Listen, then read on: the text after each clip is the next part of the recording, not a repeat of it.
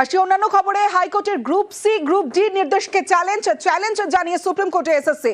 Group C D যোগ্য তালিকা প্রকাশের নির্দেশকে চ্যালেঞ্জ, আর সেই চ্যালেঞ্জ বিচারপতি অমৃতা সিনহার নির্দেশকে চ্যালেঞ্জ। আরো বিস্তারিত জানাবে অর্ণব হাজরা, রয়েছে আমার সঙ্গে। অর্ণব, দেখো, ৩রা ডিসেম্বর কলকাতা হাইকোর্টে বিচারপতি অমৃতা সিনহা তিনি গ্রুপ সি গ্রুপ ডি নিয়োগ মামলায় বেশ কিছু আবেদনের প্রেক্ষিতে, মূলত সুবীর সরকার সহ একাধিকের আবেদনের প্রেক্ষিতে সুপ্রিম কোর্টের দেখানো যে পথ ছিল নবম, দশম, একাদশ, দ্বাদশ শ্রেণীর মামলায়, সেই পথে হেঁটে দুটো নির্দেশ দেন।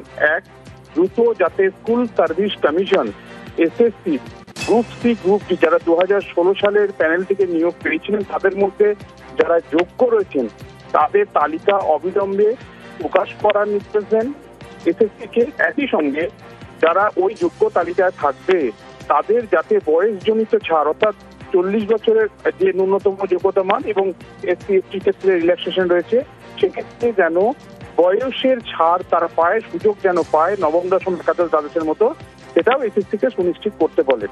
ইতিমধ্যে এই আগামী সপ্তাহ, অর্থাৎ যে রানিং কাল থেকে যে সপ্তাহটা পড়ছে আমাদের জন্য, সেই সপ্তাহের মধ্যে এই নিয়োগ প্রক্রিয়ার ফর্ম ফিল আপ সম্পূর্ণ হবে। এই অবস্থায় যোগ্যদের তালিকা প্রকাশ নিয়ে জল এবার সুপ্রিম কোর্টে গড়ালো, কারণ মূল মামলাকারীরা তারা ইতিমধ্যে ক্যাভিয়েট দাখিল করে রেখেছিলেন সুপ্রিম কোর্টে। সেখানেই তারা দেখতে পাচ্ছেন তাদের মামলার প্রেক্ষিতে সুপ্রিম কোর্টে এসএসসির তরফে স্পেশাল লিভ পিটিশন দায়ের করা হয়েছে। অর্থাৎ এই গ্রুপ সি গ্রুপ ডির ক্ষেত্রেও কলকাতা হাইকোর্টে যে বিচার বা বিবেচনা চলছে তার মধ্যে আটকে না থেকে পরিসর থেকে একটু বাড়িয়ে সুপ্রিম কোর্টই ডিসাইড করুক গ্রুপ সি গ্রুপ ডির ক্ষেত্রে যোগ্য তালিকা কিরকম বেরোবে কি বেরোবে না, বয়সের ছাড় কি পাবে কি পাবে না। অর্থাৎ হাইকোর্টে বিচারপতি অমৃতা সিনহার নির্দেশ নয়, সুপ্রিম কোর্টের বিষয়তে হস্তক্ষেপ করে এবং ঠিক করে দিই চলতি সপ্তাহে তার শুনানির সম্ভাবনা তৈরি হয়েছে শীর্ষ আদালতে। বেশ।